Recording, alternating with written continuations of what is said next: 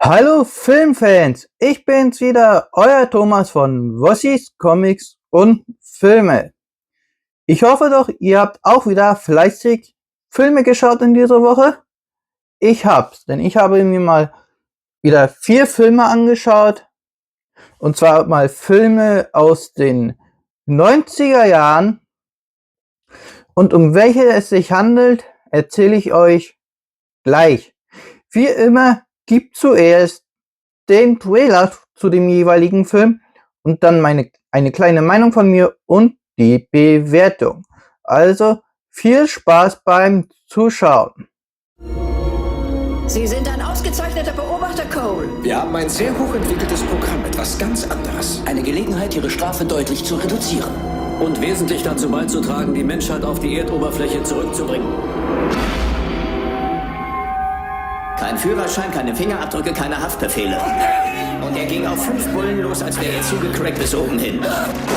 Welches Jahr haben wir? Für welches Jahr halten Sie es denn? 1996. Das ist die Zukunft, James. Glauben Sie, Sie leben in der Zukunft? Ich versuche nur Informationen zu sammeln, mit denen die Menschen in der Gegenwart die Entwicklung des Virus nachvollziehen können. Befinden wir uns jetzt nicht in der Gegenwart? Das hier ist ein Ort für Verrückte. Ich weiß natürlich nicht, wie das bei dir aussieht. Soweit ich weiß, könntest du völlig schusslos haben. Die Armee der 12 Monkeys wird das Virus verbreiten. Affen. Er lebt in einer bis ins Kleinste durchkonstruierten Fantasiewelt und die löst sich auf. Sind Sie süchtig nach dieser sterbenden Welt? Nein, Sir. Er braucht Hilfe. Ihr haltet mich nicht mehr für verrückt, wenn ab nächsten Monat die Leute sterben. Ich gehöre hier nicht Ist hin. hier wegen des Systems. Ich weiß ein paar Sachen, die du nicht weißt. Ja, mein Sohn.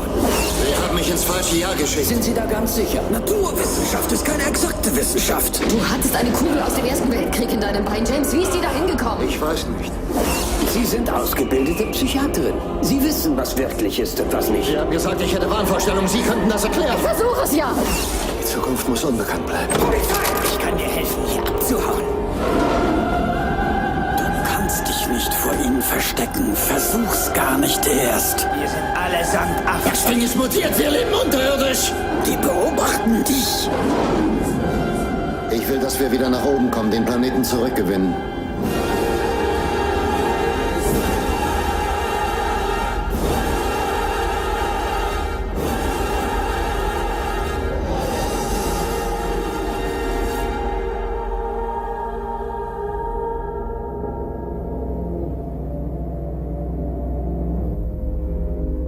Anhand des Trailers habt ihr sehen können, geht es um 12 Monkeys aus dem Jahre 1995. 12 Monkeys ist ein packender und düsterer Science-Fiction-Thriller, dessen komplexe Story mich von Anfang bis zum Ende fesselte. Besonders die verworrene Zeitreiseerzählung ist meisterhaft aufgebaut und die düstere Atmosphäre trägt perfekt zur Stimmung des Filmes bei. Die Inszenierung von Terry Gilliam ist einzigartig und verstärkt das surreale Gefühl der Geschichte. In den Hauptrollen haben wir zu einem Bruce Willis, der einen Straftäter aus der Zukunft spielt, der in die Vergangenheit geschickt wird, um Hinweise zu sammeln, wer dafür verantwortlich ist, warum die Menschheit durch einen Virus fast ausgelöscht wurde. Dann hätten wir noch Madeleine Stowe als Psychiaterin, die ganz am Anfang der Geschichte die Figur des Bruce Willis erst als verrückt erklärte, dann aber im weiteren Verlauf immer tiefer mit hineingezogen wurde in die Geschichte. Und dann haben wir natürlich noch Brad Pitt, der hier eine perfekte Performance abliefert. Ich gab 12 Monkeys 8 von 10 Sterne. Freigegeben, wie ihr sehen könnt, ab 16 Jahren und hat eine Lauflänge von circa 130 Minuten. Als nächstes gehen wir dann zurück ins Jahre 1993. Aus diesem Jahr sind es 2 Filme, die ich mir angeschaut habe. Und um welche es sich handelt, seht ihr dann, wenn ihr euch die Trailer angeschaut habt.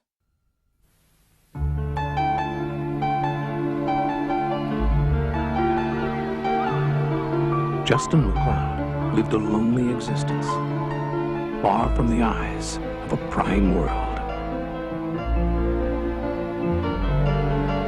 Charles Norstad lived in a world of his own and was looking for a way out. You guys ever seen The Freak? McCloud? No. You can let you see him, not up close. Nobody lives like that unless they've got history. Why did you come here? You still do any teaching? Misunderstood, are we? No, I'm just sick of living with 3 females, all brilliant and the family retard. If it's a matter of money, I can pay you. No, I don't think you can. Buckethead. This is the way it works.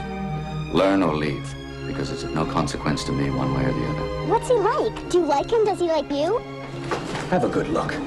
Get it over with, and we'll continue. I hate writing. It sucks. I want you to look up 10 alternatives for the slang to suck. Why can't I read it silently? Because it's a play, Norstad. You perform it. Well, we don't get a lot of live specimens at the castle, do we, Norstad? Hi, Chuck. Did you ever wonder why men and women are attracted to each other? It's called sex, Norstad. And it's not on your exam. How did it happen? Was it in the war? We're simply interested in finding out the truth. My God, I wish you were. What are you hiding? Is it this? Is this what you see? But if that's all you see, well then, you don't see me. You can't see me. Once in a lifetime, a friendship comes along that will change your life forever. Yes! I'm a genius! Mel Gibson. See, he's my tutor. But he's also my friend. The Man Without a Face.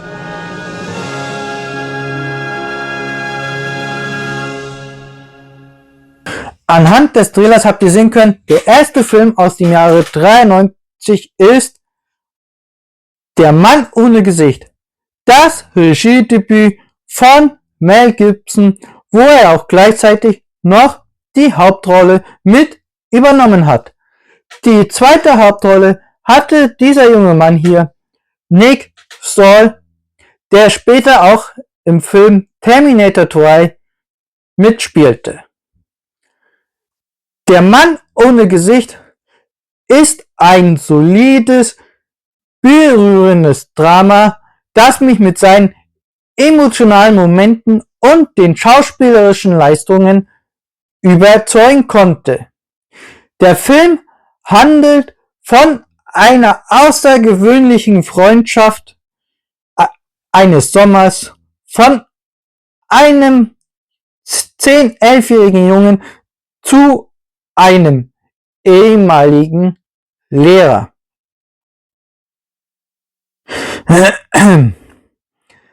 Der Film ist freigegeben ab 6 Jahren und hat eine Lauflänge von circa 115 Minuten.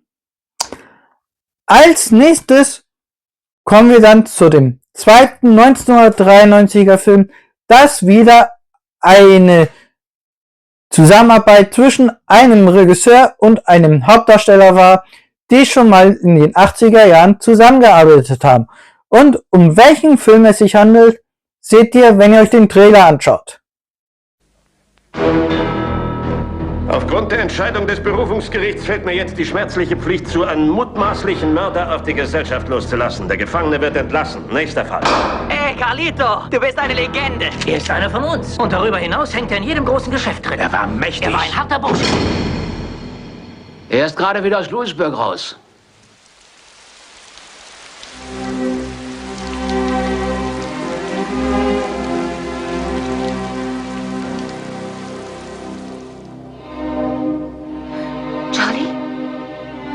Da sitzt man im Gefängnis und fragt sich immer wieder, wo du steckst, was du tust, mit wem du zusammen bist.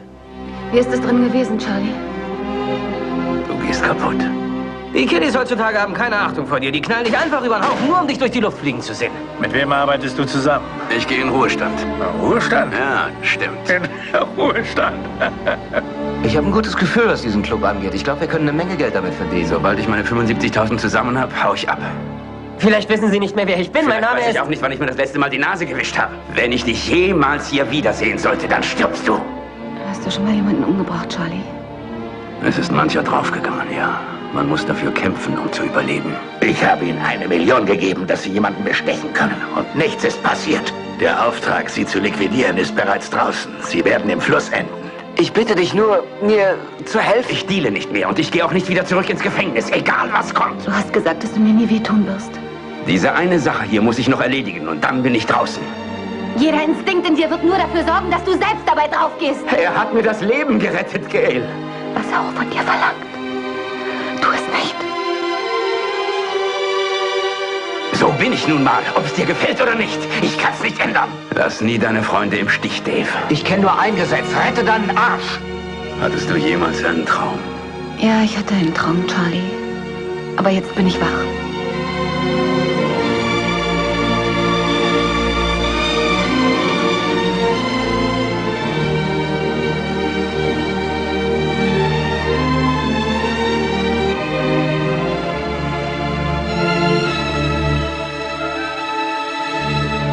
Ihr haltet euch für große Tiere, aber ihr werdet nur groß sterben.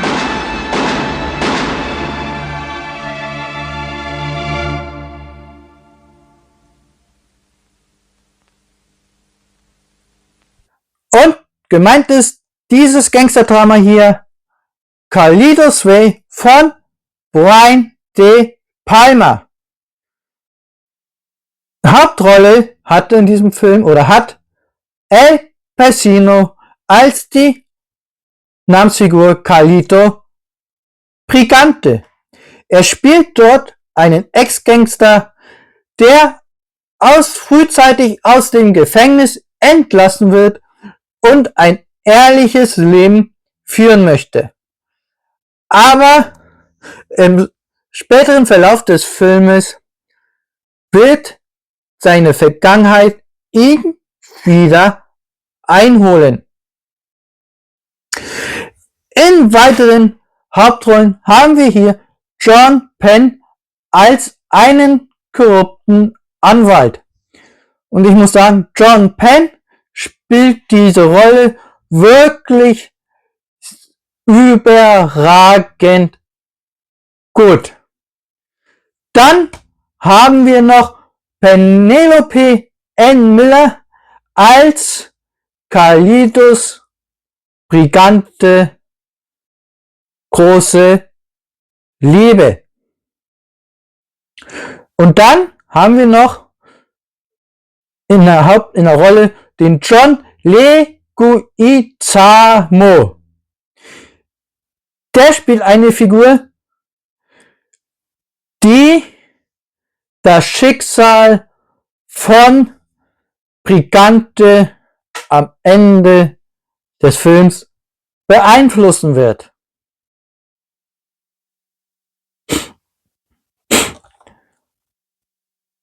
Besonders gefallen hat mir das, wie der Film angefangen hat. Und zwar fängt er mit dem Ende des Films an, oder fast dem Ende, kann man so sagen. Und dann wird die Geschichte erzählt von der Freilassung Carlitos Brigante aus dem Gefängnis bis zu der bestimmten Szene am Ende des Films. Von mir bekam Carlitos Way eine gute 8 von 10 Sterne, ist freigegeben ab 16 Jahren und hat eine Lauflänge von 144 Minuten. Als letztes habe ich dann für euch aus dem Jahre 1997 einen Actionkracher, der von mir die volle 10 von 10 Sterne bekommen hat.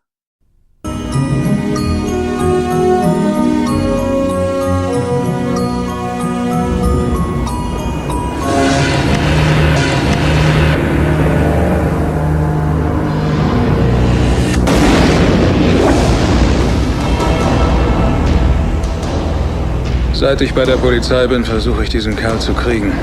Er hat kein Gewissen. Wann haben Sie Castor Troy zuletzt gesehen? Wie geht's deinem toten Sohn?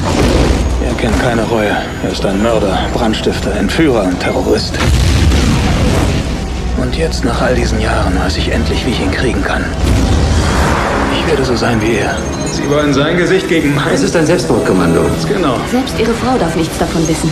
Du machst es erneut zu deiner Aufgabe. Zum allerletzten Mal. Siehst du klasse aus! Ich habe alles zerstört, was auf deine Existenz hinweist. Eve, der Mann, den du für deinen Ehemann hältst, ist es nicht. Jetzt wird's richtig spannend! Ich will sein Gesicht wieder loswerden.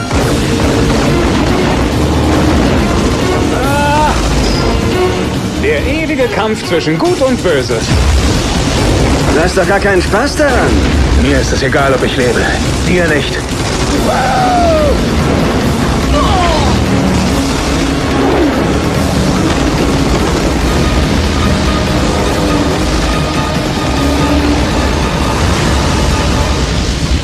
Also gut, geben wir es zu. Wir hätten gern alles wieder so, wie es war. Warum ändern wir es dann nicht einfach? Du kannst mir nicht zurückgeben, was du mir genommen hast. Na gut, dann erschießen wir uns gegenseitig.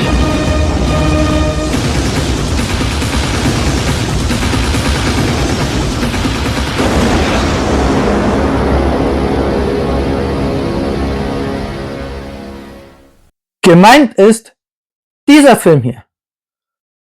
Face Off im Körper des Feindes. Ein Film, der klingt wie ein schlechter Sci-Fi-Witz.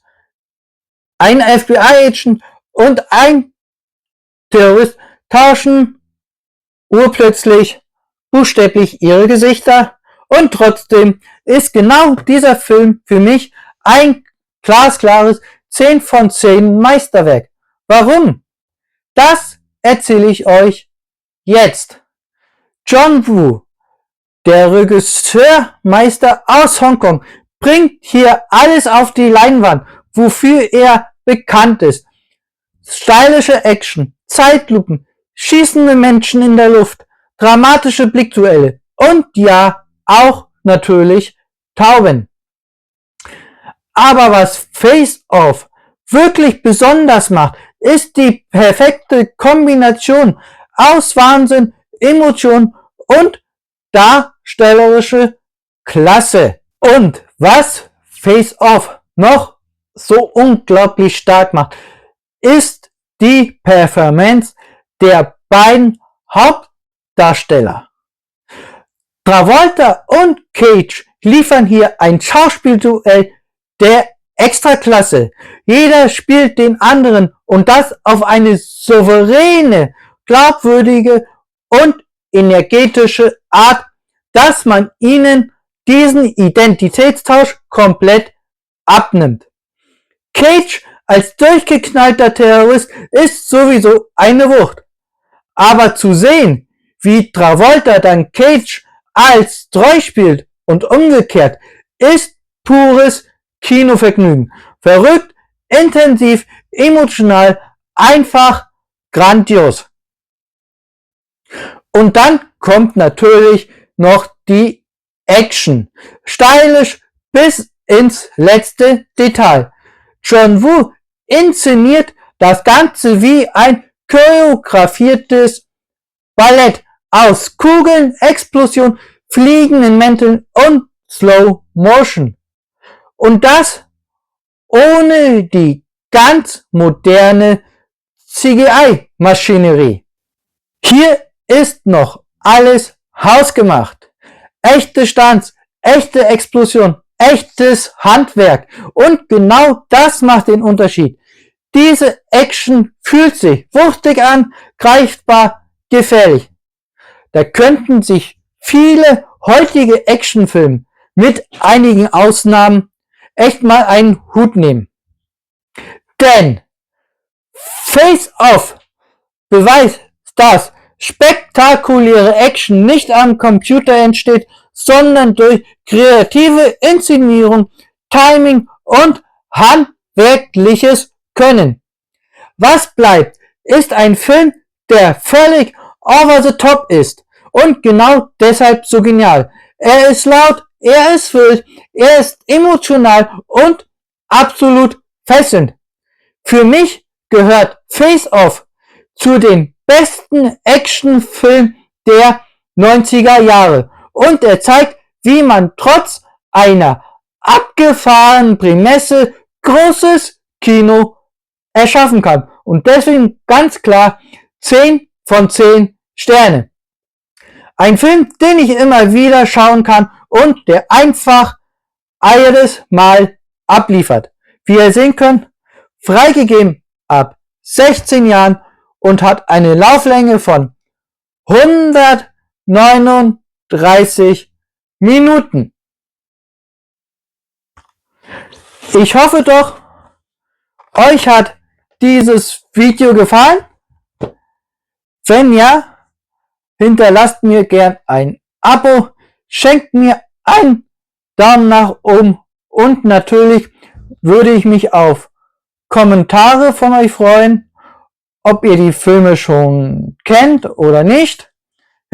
Sagt es mir gerne in die Kommentare. Wir sehen uns dann beim nächsten Video und vergesst nicht, schaut Filme. Bis dann, liebe Filmfans.